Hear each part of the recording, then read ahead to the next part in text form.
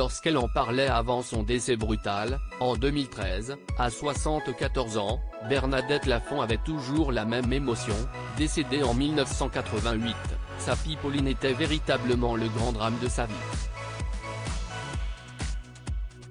Pourtant, la jeune femme était bien partie pour devenir la digne héritière de sa mère.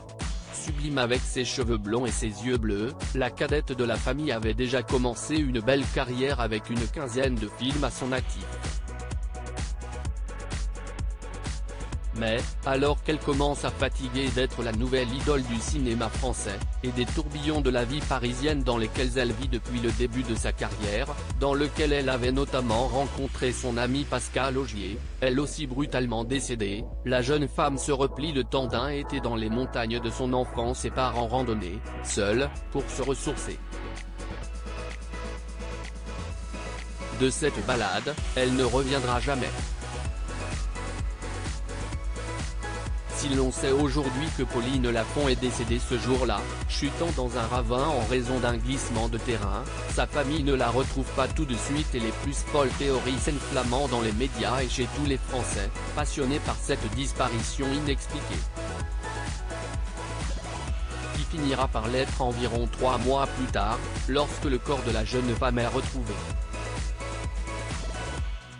Totalement par hasard.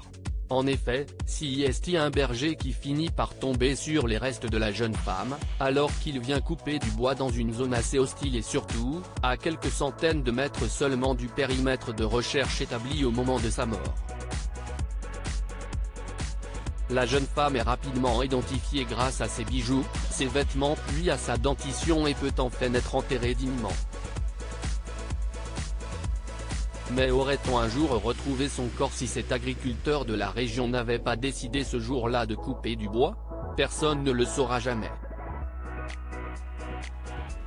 Décédée depuis 2013, Bernadette Lafont a rejoint sa fille dans sa dernière demeure, dans la propriété cévenole de la famille où sont également enterrés les ancêtres du clan. En laissant derrière elle ses 2 autres enfants, Elisabeth et David, déchirés par la douleur mais plus soudés que jamais.